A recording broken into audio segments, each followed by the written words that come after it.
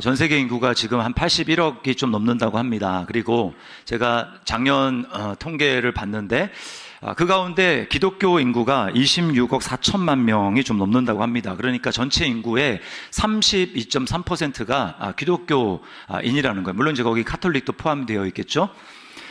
자, 오늘 우리가 이제 입교도 하고 세례도 했는데, 여러분, 우리가 원래 하나님이랑 상관없던 나라가 아니었습니까? 우리, 기독교 이제 선교가 들어온 지, 복음이 들어온 지 한 150년 정도밖에 안 된 대한민국이에요. 근데 우리가 지금은 엄청난 전 대륙에 있는 사람들이 예수님을 믿고 있지만, 그게 우리는 당연한 게 아니라는 걸 알아야 합니다. 우리가 지금 세례를 받고 입교를 하고 예수님의 이름을 부르며 하나님 앞에 지금 예배하고 있다는 이 사실은 굉장히 충격적인 일이에요. 오늘 본문이 그것을 말해주고 있습니다. 오늘 본문은 한 2000년 전에 일어난 사건이죠. 주인공은 고넬료라고 하는 사람입니다. 이 로마식 발음 그대로 하면 코넬리우스예요. 코넬리우스.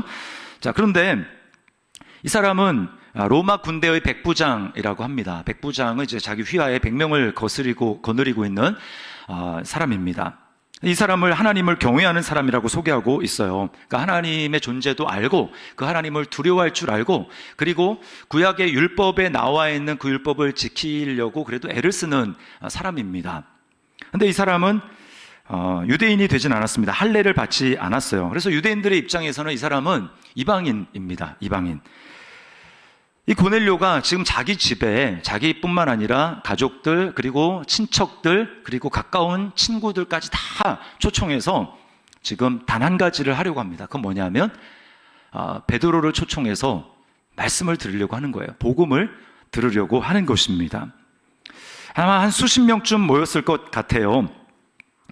여러분, 이 오늘 어떤 결과를 우리가 지금 보지 않았습니까? 어떤 일이 일어났냐면 그 이방인들이 한꺼번에 집단적으로 구원을 받았습니다. 집단적으로 성령으로 세례를 받고 그들이 구원받는 놀라운 역사가 일어나게 된 거예요. 최초의 사건입니다. 이방인들이 이렇게 집단적으로 예수를 믿고 회심하고 성령을 받는 최초의 사건이 지금 일어나고 있는 거예요. 그러자 그 현장에 있었던 이제 유대인들, 지금 베드로와 함께 온 유대인들, 예수님을 믿는 유대인들이 엄청나게 충격을 받고 놀랐습니다. 그 전까지는 한 번도 이런 일이 일어나지 않고 오순절날 그들에게 성령이 임했음에도 불구하고 그들은 여전히 머릿속에는 구원은 유대인들만 받을 수 있는 거야. 지금 예수를 거부하고 있는 유대인들만 예수를 믿고 구원받을 수 있는 거야. 그렇게 생각했지 이방인들이 구원받을 거라고 그들이 미처 생각하지 못했어요. 그래서 충격을 받고 45절에 이렇게 이야기를 합니다. 같이 한번 읽어볼게요. 베드로와 함께 온 할례 받은 신자들이 이방인들에게도 성령 부어주심으로 말미암아 놀라니. 오늘이 이제 창립 7주년 우리가 감사 예배를 하나님 앞에 드리고 있지 않습니까? 저는 이 7주년 감사 예배 때 지금 사도행전 10장의 말씀을 나누는 게 굉장히 의미가 있다고 생각을 합니다. 그러니까 무슨 의미냐면 지금 여기를 고넬료의 집이라고 봤을 때 여기 초대된 모든 사람들이 다 그 당시에 회심하고 예수님을 믿고 성령을 받았던 것과 똑같이 우리 더시티 사랑의 교회가 고넬료의 집이 되어서 이곳에 출입하는 모든 사람들, 이곳에서 예배드리는 모든 사람들이 다 진정으로 회심하고 성령을 받는 참 하나님의 백성이 되는 은혜가 있기를 주님의 이름으로 축원합니다. 하나님 그것을 무엇보다도 간절히 원하십니다. 그럼 어떻게 하나님과 방금 전까지만 해도 상관없이 살던 그런 이방인들이 이런 놀라운 구원의 은혜를 얻었을까요? 어떻게 하나님을 찬양하는 사람들이 되었을까요? 자, 오늘 몇 가지를 살펴보기를 원하는데요. 첫 번째는 하나님이 먼저 그들을 찾아가셨기 때문입니다. 오늘 고넬료가 기도하고 있는데 하나님이 천사를 통해서 고넬료를 찾습니다. 베드로를 초대해서 말씀을 들으라는 거죠. 여러분 성경을 다 뒤져보시면 창세기부터 요한계시록까지 다 일관된 원리가 뭐냐면 하나님이 먼저 찾아오신다라는 거예요. 하나님이 먼저 찾아오십니다. 아브라함을 보세요. 그가 우상을 섬기는 그 바벨론이라는 제국에서 살았는데 하나님 그 아브라함에게 찾아가셨습니다. 아브라함이 하나님을 찾을 생각을 하기도 훨씬 전에 하나님이 먼저 찾아가신 거예요. 그런가 하면 요한복음 4장에 보면 수가성에 우물가의 여인이 있지 않습니까? 그 여인은 남자들만 찾았지 하나님을 찾을 생각을 하지 않았어요. 그런데 예수님은 그 여인을 보시고 그를 찾아가십니다. 바울도 마찬가지죠. 교회를 핍박하고 박해하고 있을 그 바울에게 주님은 찾아가셨습니다. 여러분, 우리 인간이 죄인이라는 말을 하잖아요. 근데 그 죄인이라는 말을 다른 관점에서 보게 될 때 그 죄인이라는 뜻은 무슨 뜻이냐면 스스로는 하나님을 찾지 않는 존재라는 뜻입니다. 찾지 않을 뿐만 아니라 찾을 수 없는 존재가 인간이에요. 왜냐하면 성경에는 인간이 영적으로 죽어있는 존재라고 이야기를 합니다. 영적으로 죽어있다는 말은 하나님에 대해서 감각할 수 없는 존재라는 거예요. 에베소서 2장 1절을 우리 세 번역으로 함께 읽어보겠습니다. 같이 읽습니다. 여러분도 전에는 허물과 죄로 죽었던 사람들입니다. 컴퓨터를 예를 들면 한글 패치가 되어 있지 않는 컴퓨터는 한글을 쓸 수가 없습니다. 그것은 그 컴퓨터가 한글에 대해서 죽어있다는 것과 똑같은 거예요. 마찬가지로 우리 인간들이 죄인이라는 말은 태어나면서부터 하나님 패치를 장착하지 않고 태어났다는 말입니다. 그러니까 하나님에 대해서 죽어있는 거예요. 하나님을 알 수 없고 하나님을 찾을 수 없고 하나님을 감각할 수 없는 게 인간이라는 뜻입니다. 이렇게 얘기하면 어떤 분은 이렇게 생각할 수 있을 겁니다. 저는 제 발로 교회를 찾아왔는데요. 제 삶에 어려운 일이 닥치니까 제가 좀 하나님이라는 분을 좀 알아봐야 되겠다. 좀 그런 마음을 가지고 저는 스스로 교회를 찾아왔는데요. 여러분 그렇게 생각하는 분이 있죠. 아마 몇몇 분 그런 분이 있을 겁니다. 그렇다 할지라도 여러분에게 그런 일을 주시고 하나님에 대해서 좀 알아봐야 되겠는데 라고 하는 그런 마음을 주신 분은 하나님이세요. 그런 마음이 없다면 절대로 주님 앞에 나오지 않습니다. 하나님을 찾지 않아요. 성경에 니고데모가 그런 사람이었습니다. 예수님에 대해서 알아보고 싶은 마음이 생겼어요. 여러분 그런 마음이 여러분 마음 가운데 있거든. 그것은 아직 내가 예수님을 완전히 믿은 것도 아니고 또 내 믿음이 온전한 건 아니지만 이미 내 마음 가운데는 지금 하나님이 일하고 계신다라고 하는 증거로 여러분 보셔야 됩니다. 하나님이 지금 일하고 계시는 거예요. 저는 우리 하나님이 먼저 찾아오시는 그 하나님이라는 사실이 얼마나 감사하고 위안이 되는지 모릅니다. 만약에 우리 하나님이 먼저 찾아오시지 않고 니네가 죄를 짓고 나를 떠났으니 니네가 나를 찾아라. 나는 움직이지 않겠다.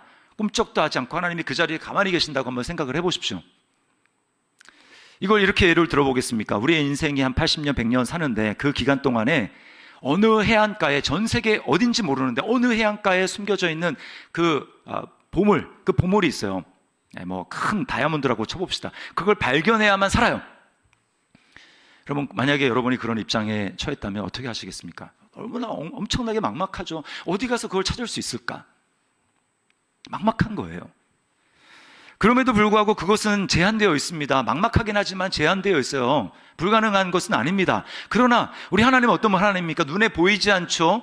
무한하신 하나님입니다. 그러니까 그 하나님을 우리가 먼저 찾아오지 않으시면 우리 힘으로 하나님을 찾는 것은 불가능한 거예요. 그러니 여러분, 우리를 먼저 찾아오시는 그 하나님이 얼마나 감사합니까? 그 찾아오시는 하나님이 바로 사랑의 하나님이에요. 이 하나님께 감사할 수 있기를 바랍니다. 네, 얼마나 감사합니까? 그런가 하면 두 번째는 우리의 선행으로는 구원받기 충분하지 않다라고 하는 사실이에요. 오늘 고넬료를 보십시오. 이방인이었지만 대단히 훌륭한 사람입니다. 하나님의 존재도 인정했고 절대 선과 절대 악의 존재를 믿고 그래서 선을 행하기를 열심히 하는 사람이었어요. 주변에 연약한 사람들, 힘이 없는 사람들, 가난한 사람들을 자기 힘이 닿는 대로 도와주던 그런 사람이었습니다. 아마 이방인들 중에 상위 0.1% 그 이상 들어가는 사람이었을지 모르겠어요. 하나님도 그 고넬료의 선행을 그래서 인정해 주십니다. 4절에 이렇게 말하죠. 4절에 천사가 이르되 내 기도와 구제가 하나님 앞에 상달되어 기억하신 바가 되었으니. 자, 하나님께 상달되고 하나님이 기억하셨대요. 그러면 그 다음에 나오는 말은 우리가 무슨 말이 나와야 논리적으로 맞고 좀 이해가 됩니까? 너는 하나님이 인정하셨기 때문에 너는 이제 천국에 들어갈 수 있다. 너는 구원받았다. 이렇게 선언을 할 것으로 기대하지 않습니까? 그런데 하나님은 전혀 다른 말씀을 하십니다. 5절 말씀을 보세요. 자, 5절을 같이 한번 읽습니다. 시작. 내가 지금 사람들을 요바에 보내어 베드로라는 시몬을 청하라. 아까도 말씀을 드렸지만 베드로를 초청하는 이유는 예수 그리스도의 그 복음을 듣기 위해서 초청하는 겁니다. 그러니까요, 이 말은 어떤 의미냐면 하나님이 지금 고넬료에게 이렇게 말씀하시는 것과 똑같아요. 야, 너 진짜 훌륭하다. 너는 진짜 좋은 성품을 가지고 있다. 다른 사람을 돕고자 하는 좋은 마음씨를 가지고 있구나. 그러니까 또 복음을 듣고 구원을 받아야 돼. 이렇게 지금 말씀하는 거예요. 여러분, 이것은 행위로 구원받지 못한다라는 것을 너무나 극명하게 보여주는 사건입니다. 세상에 있는 종교를 보세요. 모든 종교는요, 구원을 자기 행위에 근거를 두고 있습니다. 구원이 자기 행위에 근거를 하고 있어요. 그래서 구원받으려면 이것을 해야 된다, 저것을 하면 안 된다, 극락왕생하고 싶고 열반에 들려고 하고, 그러려면 이걸 해야 되고 저걸 하면 안 된다. 그래서 행위로 이야기를 합니다. 유대교도 마찬가지죠. 구원받기 위해서는 그들은 할례를 받아야 했습니다. 그리고 또 율법을 지켜야 된다고 생각을 했어요. 다 행위입니다. 자기가 하는 거. 제가 특정 종파가 아니고 사이비 단체이기 때문에 이름을 거론하지는 않겠지만 사이비 단체 다 비슷합니다. 14만 4천 명 구원받는 그 무리의 수에 들기 위해서는 생업도 다 포기하고 전도하면서 사람들을 이끌어야 된다. 그 단체에 가입시켜야 된다. 그래가지고 사람들을 엄청나게 경쟁을 시킵니다. 결국 여러분, 나의 선행과 나의 행위, 나의 공로에 구원이 근거되어 있다면 결국은 그것은 무슨 뜻이냐면 내가 스스로 구원자가 되겠다라는 것입니다. 그 행위를 하는 건 나니까 내가 나의 구원자가 되겠다라고 하는 뜻이에요. 여러분, 그러니까 당연히 은혜를 거절할 수밖에 없습니다. 내가 선한 일을 충분히 할 수 있는데 내가 왜 은혜를 받아야 되느냐, 이렇게 얘기하는 거죠. 고넬료를 보십시오. 만약에 고넬료가 자기 그 선행이 충분하게 구원받는데 충분한 조건이라고 생각했다면 천사를 통해서 하나님이 고넬료에게 말씀하실 때 고넬료는 아마 베드로를 찾으러 보내지 않았을 거예요. 아니, 내 지금 선행이 충분한데 왜 내가 베드로라는 사람을 초청해서 복음을 들어야 됩니까? 내가 왜 예수를 믿어야 됩니까? 이렇게 이야기했을 것입니다. 그러나 고넬료는 자기가 충분하지 않다라는 걸 알았어요. 그리고는 사람을 보내서 나는 하나님의 은혜가 필요한 사람입니다. 나는 복음을 들어야 될 사람입니다. 나는 구원을 받아야 될 사람입니다. 라고 겸손하게 지금 반응하고 있는 것입니다. 여러분 가운데 혹시 구원받기에 선행이면 충분하지 않을까라고 하는 생각을 조금이라도 가지고 있다면 여러분은 구원받아야 될 사람이에요. 하나님의 은혜가 필요한 사람입니다. 구원을 위해서 자신의 행위를 의지하고 있는 사람, 구원의 근거를 자신의 행위와 공로에 두고 있는, 자기 자신에게 두고 있는 사람에게는 없는 것이 두 가지가 있는데 그것은 평안이고 그리고 감사입니다. 감사와 평안이 없어요. 반대로 그 사람에게 있는 두 가지는 두려움과 불안입니다. 왜 그러냐 하면 다른 사람들이 아무리 그 사람이 정말 대단하다 칭찬을 하고 어떻게 그렇게 살아갈 수 있느냐 말을 하지만 자기는 자기를 압니다. 자기 양심이 자기에 대해서 고발하는 걸 자기가 알아요. 양심은 우리 속에 있지만 우리 게 아니고요, 하나님이 우리에게 심어두신 하나님의 CCTV와 같습니다. 그래서 내 편이 아니에요. 나에 대해서 양심은 고발합니다. 너는 너를 알잖아. 너는 네가 한 걸 네가 알고 있잖아. 라고 말을 하는 거예요. 여러분, 인간의 행위가 얼마나 참 모순 덩어리인지 오늘 베드로를 보면 너무나 잘 알 수 있습니다. 구원받았다고 하는 베드로조차도 베드로의 그 행위에는 굉장한 모순이 있어요. 10절부터 16절 우리가 읽지 않았는데 여러분이 이제 나중에 사도행전 10장 전체를 한번 읽어보십시오. 베드로의 환상이 나오는데 베드로가 이제 기도하는 중에 점심때 이제 우리가 조금 있으면 밥을 먹을 텐데 배가 고프지 않습니까? 배가 고픈 중에 베드로가 기도하는 중에 환상을 봤어요. 하늘에서 큰 그릇 같은 이 보자기가 내려오는데 그 안에 4발 달린 짐승, 그 다음에 각종 그 조류, 새, 그리고 성경에 보면 기는 것이라고 하는데 영어로 보면 이제 reptile이라고 나왔습니다. 그래서 파충류예요, 파충류. 그 파충류가 있는데 하나님이 뭐라고 말씀하시냐면 야, 여기 있는 거 잡아먹어라, 이렇게 얘기를 하는 겁니다. 베드로가 펄쩍 뛰면서 반대를 해요.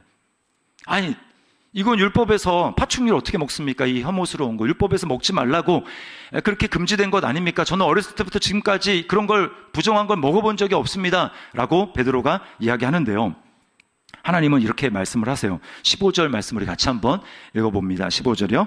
또 두 번째 소리가 있으되 하나님께서 깨끗하게 하신 것을 네가 속되다 하지 말라 하더라. 이건 비유입니다. 지금 베드로가 부정하다고 생각하는 그 짐승은 이제 곧 만나게 될, 베드로가 복음을 전해야 될 그 고넬료와 함께 있는 그 사람들을 말하는 거예요. 하나님이 내가 이제 그들을 구원할 텐데 너 그들에 대해서 부정하다라고 얘기하지 말아라 라고 지금 말씀하고 있는 겁니다. 자, 그래서 베드로가 지금 모순을 일하는 거예요. 베드로는 지금 이방인들을 향해서 너희는 부정하다 라고 얘기하고 나는 너희와 그래서 함께 교제할 수 없는 사람이야 라고 이야기하면서 정작 자기는 지금 부정하다는 사실을 깨닫지 못하고 있어요. 여러분, 지금 베드로가 머물고 있는 것은 무두장이 시몬이라고 하는 사람의 집입니다. 무두장이라는 말 요즘에는 거의 안 쓰죠. 그래서 잘 모를 거예요. 무두장이가 뭐냐? 이거는요, 이제 가죽 세공업자를 얘기를 합니다. 그러니까 짐승의 가죽으로 여러 가지 제품을 만드는 사람이에요. 근데 이 사람은 유대인인데 예수님을 믿은 유대인입니다. 베드로가 이름도 똑같죠. 자기랑 이름 똑같은 그 시몬이라는 사람 집에 머무르고 있는데, 여러분, 율법에 의하면 이스라엘 그 사람들은요, 짐승의 사체를 만져서는 안 돼요. 그러면 사체를 만지는 순간, 시체를 만지는 순간 부정을 입습니다. 부정을 입어요. 그리고 그 부정을 입은 상태로 만지는 모든 것들은 다 부정해집니다. 제가 만약에 사체를 만진 손으로 이 강대상을 만지면 이 강대상이 부정해집니다. 그리고 저 의자를 만지면 의자가 부정해져요. 근데 그 부정을 입은 그 물건에 만약에 다른 사람이 모르고 와서 만졌다, 그럼 그 사람도 부정을 입는 겁니다. 다 부정해지는 거예요.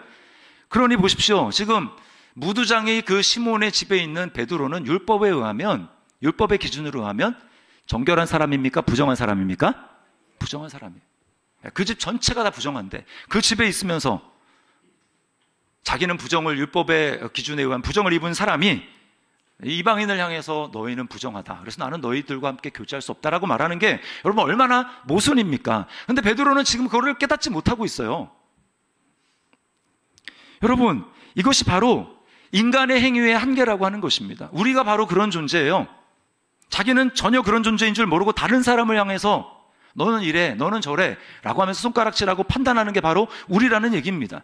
그래서 우리 성경이 우리를 죄인이라고 얘기를 하는 거예요. 예수님은 뭐라고 우리에게 말씀하고 있습니까? 누가복음 6장 42절을 우리 세 번역으로 함께 읽어보겠습니다. 같이 읽습니다. 너는 내 눈 속에 있는 들보를 보지 못하면서 어떻게 남에게 친구야, 내가 내 눈 속에 있는 티를 빼내줄 테니 가만히 있어라 하고 말할 수 있겠느냐? 위선자야, 먼저 내 눈 속에서 들보를 빼내어라. 그리해야 그때에 내가 똑똑히 보게 되어서 남의 눈 속에 있는 티를 빼줄 수 있을 것이다. 이게 우리라는 겁니다. 자기를 못 봐요, 자기를. 그게 죄의 특성입니다. 다른 건 다 보이는데 자기를 못 봐요. 자기는 그렇지 않은 줄 생각합니다. 다른 사람에 대해서 판단하고 손가락질하고 비방하지만 정작 그 손가락이 돌아서 자기를 향하고 있다는 걸 모르는 거예요. 이게 여러분, 우리가 행하는 그 행위의 심각한 문제점이라고 하는 것입니다. 그렇기 때문에 우리가 구원받기 위해서는 반드시 예수 그리스도가 필요해요. 화평의 복음 자체이신 예수 그리스도를 우리는 믿어야 하는 것입니다. 그럴 때 우리의 존재가 변할 수 있어요. 존재의 중심이 변할 수 있습니다. 여러분, 예수님을 믿는다라는 것은요, 그냥 내가 이제 교회 다니니까 이제 좀 천한 일을 좀 몇 번 뭐 이런 저런 일을 좀 해봐야지, 사람들도 좀 돕고 구제에도 좀 참여해야지, 여러분, 이게 아닙니다. 예수님을 믿는다라는 것은 그 사람의 중심이 변화되는 거예요. 존재의 중심 자체가 바뀌는 것입니다. 오늘 46절에 뭐라고 얘기를 합니까? 그 성령을 받은 사람들, 이방인들에 대해서 이렇게 얘기를, 46절 우리 같이 읽습니다. 시작. 이는 방언을 말하며 하나님 높임을 들음이로라. 하나님을 높인다. 여러분, 이거는 불가능한 일입니다. 존재의 중심으로부터 하나님을 높인다. 이것은 그 사람의 존재가 중심으로부터 변했기 때문에 나타나는 일입니다. 원래 우리는 어떤 존재입니까? 우리는 절대로 하나님을 높이는 존재가 아니에요. 우리는 자기를 높이는 존재입니다. 자기를 자랑하고 자기 영광을 추구하고 자기를 높이는 존재지 어떻게 하나님을 높일 수 있겠어요? 우리가 참으로 회심을 하고 예수님을 정말 나의 존재의 중심에 모셔서 그분을 주인이라고 고백할 뿐만 아니라 그렇게 정말 내 삶의 중심을 바꾸는 그런 회심을 하지 않고서는 모든 사람들은 다 자기가 중심이에요. 자기를 높입니다. 왜 그럴까요? 아까도 말씀을 드렸지만 영적으로 죽어있기 때문에, 하나님에 대해서 죽어있기 때문에 그렇습니다. 하나님을 의식하지 않는 거예요. 오죽하면 천국에 가는 이유도요, 자기중심적입니다. 지옥에 가기 싫으니까 천국 갑니다. 그렇게 대답하는 사람들이 꽤 있어요. 여러분, 그 말이 완전히 틀린 건 아니지만 여전히 하나님과 나와의 관계에서 천국을 생각할 줄 모르고, 지옥 가면 불편하고 지옥 가면 괴롭고 그러니까 천국에 가야지 라고 생각하는 것은 여전히 자기중심적이라는 것입니다. 자기가 중심이 되어 있는 한 겉으로는 굉장히 종교적으로 열심히 이런저런 일을 하는 것 같아도 여러분, 그것은 진짜로 변화된 게 아닙니다.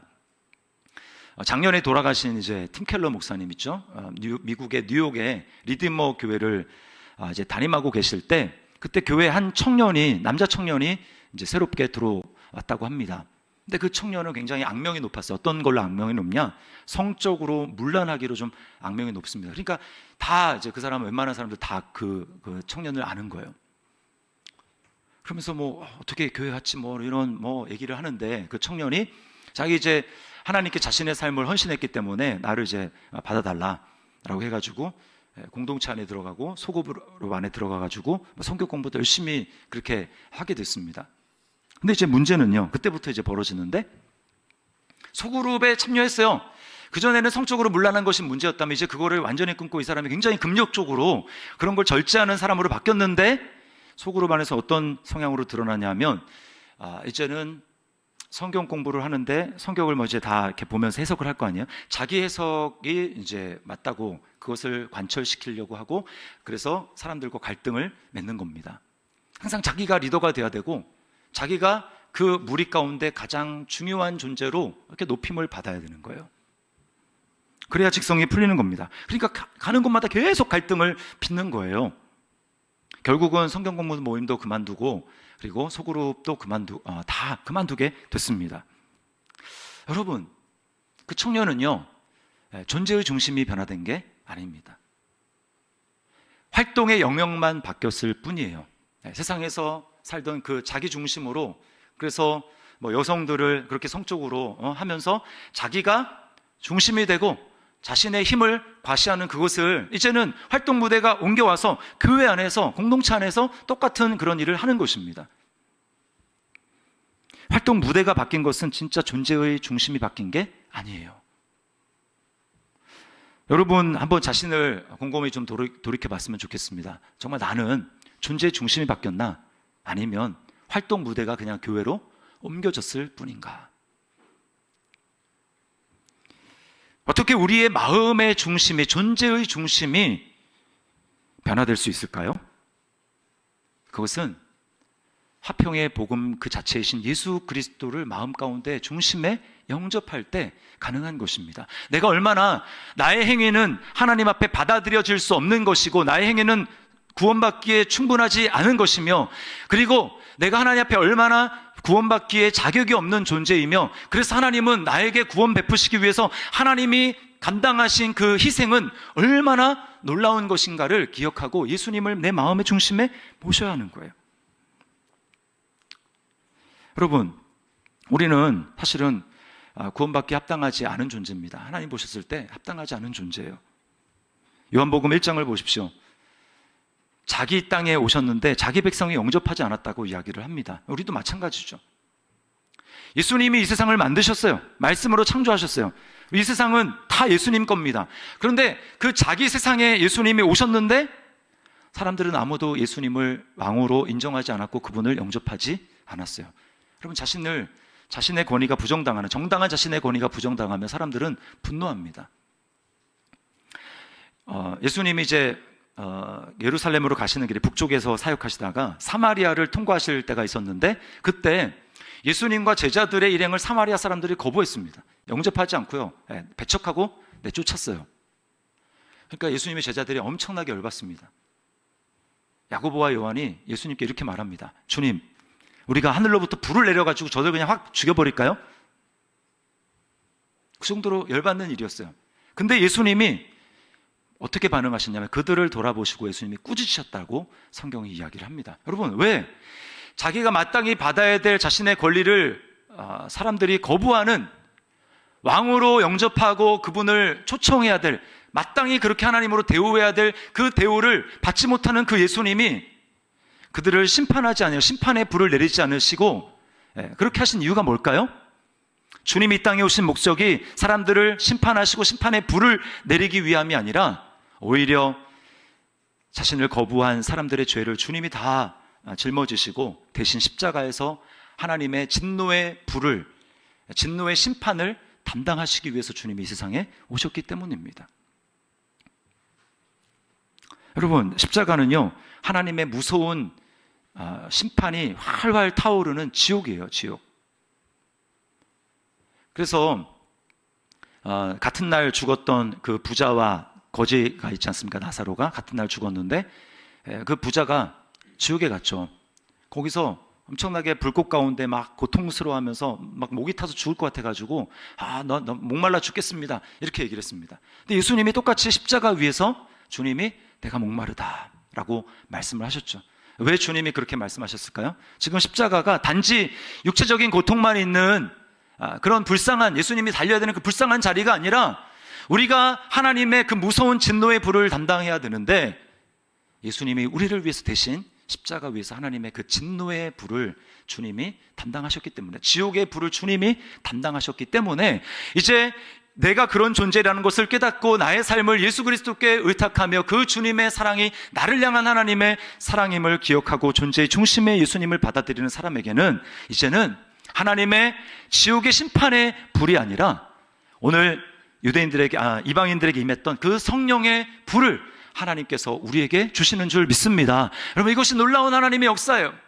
하나님과 우리가 하나 될 수 있는, 전에 하나님과 상관없이 살고 아주 멀어서 어떻게 하나님께 나아갈 수 있을까 알지 못했던 우리들이 하나님께 나아갈 수 있는 그 유일한 길은 바로 우리를 하나님과 화목하게 해서 화평의 복음 자체가 되신 예수 그리스도로 말미암은 것이었습니다. 그래서 에베소서 2장 12절부터 14절에 에베소 교회도 이방인들인데 구원받은 사람들이죠. 바울 사도가 이렇게 이야기합니다. 우리 같이 한번 읽어보도록 하겠습니다. 같이 읽습니다. 시작.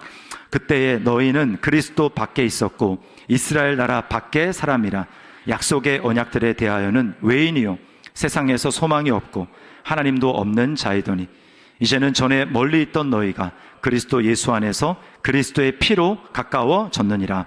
그는 우리의 화평이신지라 둘로 하나를 만드사 원수된 것 곧 중간에 막힌 담을 자기 육체로 허시고. 아멘. 여러분, 이것이 우리를 향한 선언입니다. 여러분 믿습니까? 예수님을 믿는 사람들, 예수님이 나의 주인이라고 고백하며 믿는 사람을 향한 하나님의 선언이에요. 너희가 전에는 이랬지만 이제는 그리스도, 우리의 화평이신 그리스도로 말미암아 하나님과 우리 사이에 놓여있던 그 엄청난 우리 힘으로 건너갈 수 없는 그 담을 하나님이 허무시고 이제 가까워졌다. 사실은 가까워졌다기보다는 우리는 하나님의 품에 안긴 존재가 된 것이죠. 여러분, 이것이 저와 여러분에게 일어난 사건인 것을 여러분 믿으시기를 바랍니다. 이미 이 은혜를 정말 믿고 나는 벌써 그런 사람입니다 라고 하는 그 은혜를 누리고 있는 분들 있다면 그런 분들에게는 날이 갈수록 이 하나님의 은혜가 더 깊고 더 크게 여러분 경험하고 하나님의 은혜를 누릴 수 있기를 주님의 이름으로 축원합니다. 그리고 아직 교회는 나오지만 아직 확신이 부족하고 아직 잘 모르겠다라고 하시는 분들에게는 여러분 하나님의 은혜를 구하십시오. 지금 여러분이 이렇게 나와 있다는 것 자체가 지금 하나님이 여러분에게 일하고 계신다라는 증거예요. 그래서 하나님을 찾으십시오. 하나님, 나도 그런 은혜를 온전히 좀 알기를 원합니다. 누리기를 원합니다. 그렇게 기도하며 나갈 때 오늘 고넬료가 그렇게 부족했지만 마침내 하나님께서 천사를 보내서라도 내가 너 복음을 듣고 그럼 구원받아라 라고 하는 것처럼 하나님이 저와 여러분에게 그렇게 하나님을 진지하게 열망하며 찾는 그런 사람들에게 하나님이 반드시 은혜를 베풀어 주시고 만나 주실 줄 믿습니다. 우리 더시티 사랑에게 출석하는 모든 성도들은 오늘 고넬료의 집에 집단적으로 한 사람도 외 없이 구원받고 또 하나님의 성령의 세례를 받은 것처럼 저와 여러분이 모든 성도들이 그런 하나님의 은혜를 경험하고 주님께 가까이 나아가는 주님과의 은혜를 경험하는 모든 성도님들 될 수 있기를 주님의 이름으로 축원합니다. 우리 말씀을 기억하면서 이 시간 주님 찾아오셨네 이 찬송 하나님 앞에 부르면서 우리 성찬식에 참여하도록 하겠습니다.